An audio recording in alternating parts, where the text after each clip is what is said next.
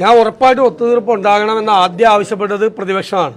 സാധാരണ പ്രതിപക്ഷം ഇതുപോലത്തെ കുഴപ്പമൊക്കെ ഉണ്ടാകുമ്പോൾ ആളി കത്തിക്കുന്നതാണ് ചെയ്യുന്നത്.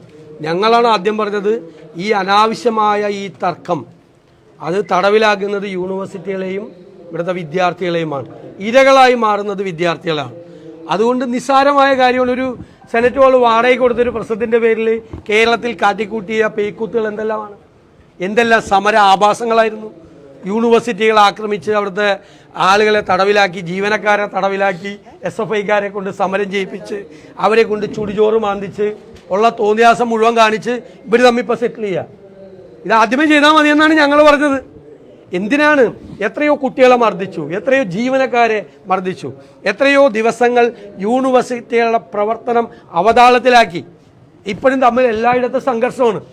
അപ്പം ഈ കൂടിക്കാഴ്ച നേരത്തെ നടന്നാൽ പോരായിരുന്നോ? ഇതൊരു നാടകമാണെന്നാണ് പറയുന്നത്. കഴിഞ്ഞ നമ്മുടെ ആരോഗ്യ മേഖലയ്ക്കെതിരെ ഞങ്ങൾ അന്നും പറഞ്ഞല്ലോ, ആരോഗ്യ മേഖലയിൽ ജനങ്ങളെ ബാധിക്കുന്ന പ്രശ്നങ്ങൾ ഉയർത്തിക്കാട്ടിക്കൊണ്ട് പ്രതിപക്ഷം അതിശക്തമായ സമരം ഉയർത്തിയപ്പോൾ ശ്രദ്ധ തിരിക്കുന്നതിന് വേണ്ടിയിട്ടാണ് ഈ SFIക്കാരെ കൊണ്ട് ചുടിയോറ് മാന്തിച്ച് ഈ കുഴപ്പം മുഴുവൻ ഉണ്ടാക്കിയത്. അല്ലാതെ തീർന്നില്ല. ഇപ്പോൾ അവരുടെ പ്രശ്നം തീർന്നല്ലോ. അവരുടെ പ്രശ്നം എന്തായിരുന്നു? ഒരു പ്രശ്നവും ഇല്ലായിരുന്നു. എന്തായിരുന്നു വിഷയം? അതുകൊണ്ടാണ് ഞങ്ങൾ അതിൻ്റെ അകത്ത് കക്ഷി ചേരാതിരുന്നത്. എന്നിട്ട് ഞങ്ങളെക്കുറിച്ച് ആക്ഷേപം ഉന്നയിച്ചു. ഞങ്ങൾക്ക് BJPയുടെ സ്വരമാണെന്ന്. ഇവർ രണ്ടും ഒന്ന് തന്നെയാണ്. ഇവർ തമ്മിൽ അഡ്ജസ്റ്റ്മെൻ്റാണ്, അറേഞ്ച്മെൻ്റാണ്. ഇപ്പം എന്താ പറയുന്നത്? ഇയാൾ RSSകാരാണ്, കേരള യൂണിവേഴ്സിറ്റി VC. ഈ കേരള യൂണിവേഴ്സിറ്റി VC ആയിട്ടല്ലല്ലോ ആദ്യം വന്നത്, ഹെൽത്ത് യൂണിവേഴ്സിറ്റി വൈസ് ചാൻസലറായിട്ടാണ്. അതാരാ അപ്പോയിൻ്റ് ചെയ്ത്? പിണറായി സർക്കാർ അപ്പോയിൻ്റ് ചെയ്ത്. RSSകാരനാണ് ഡോക്ടർ മോഹൻ കുന്നുമെങ്കിൽ എങ്കിൽ പിണറായി സർക്കാർ എന്തിനാണ് അദ്ദേഹത്തെ ഹെൽത്ത് യൂണിവേഴ്സിറ്റി VC ആക്കിയത്? ഡൽഹിയിൽ നിന്ന് ആരെങ്കിലും വിളിച്ചു പറഞ്ഞോ പിണറായി വിജയനോട്, ഞങ്ങളുടെ ഒരാളെ ഹെൽത്ത് യൂണിവേഴ്സിറ്റി VC ആക്കണമെന്ന്?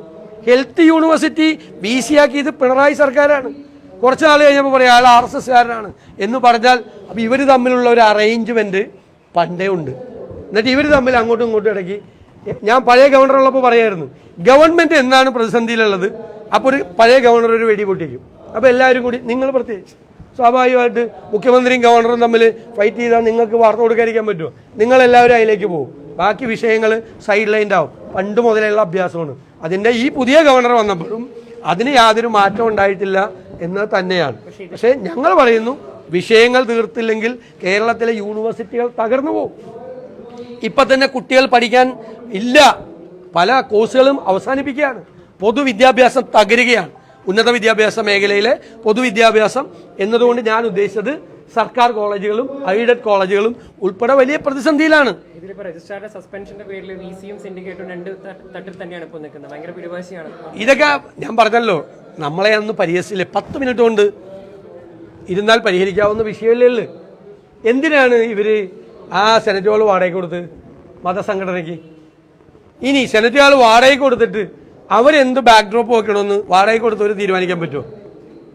നിങ്ങൾ ജേർണലിസ്റ്റ് യൂണിയൻ ഒരു കൊച്ചി ടൗൺ ഹാൾ വാടകയ്ക്ക് എടുത്തിട്ട് നിങ്ങളുടെ ബാക്ക് ഡ്രോപ്പ് എന്താണ് വെക്കണമെന്ന് അവർക്ക് തീരുമാനിക്കാൻ പറ്റുമോ? വെറുതെ ആവശ്യമില്ലാത്ത ഒരു നോൺ ഇഷ്യൂസ് ഉയർത്തിക്കാട്ടി ഒരു ആളി കത്തിക്കൽ ഇങ്ങനെ നടത്തി. അപ്പോൾ മറ്റു വിഷയങ്ങളിൽ നിന്ന് മാറാനും അതിൽ നിന്നൊന്നും പോവില്ല. കേരളത്തിലെ ഇതൊക്കെ ഈ നിലമ്പൂർ ഉപതെരഞ്ഞെടുപ്പിലും പാലക്കാടും ഒക്കെ നോക്കിയതാണല്ലോ. വേറെ വിഷയങ്ങൾ ഉയർത്തിക്കൊണ്ടുവന്ന് സർക്കാരിനെതിരായിട്ടുള്ള സമരങ്ങളുടെയും ജനവികാരത്തിൻ്റെയും ശ്രദ്ധ തെറ്റിക്കാൻ നോക്കിയതാണല്ലോ. ഞങ്ങളന്ന് പറഞ്ഞല്ലോ, ഞങ്ങൾ അവരോട് പറയുന്നുണ്ട്, ഞങ്ങൾ പറയുന്നതായിരിക്കും അവർ കേൾക്കുന്നത്. ഇപ്പോഴും ഞങ്ങൾ പറയുന്നതാണ് അവർ കേൾക്കുന്നത്. ഉത്തരവാദിത്ത ബോധത്തോടു കൂടി ആരോഗ്യ കേരളം വെന്റിലേറ്ററിലാണ്, ഉന്നത വിദ്യാഭ്യാസ രംഗം കുറവാണ്.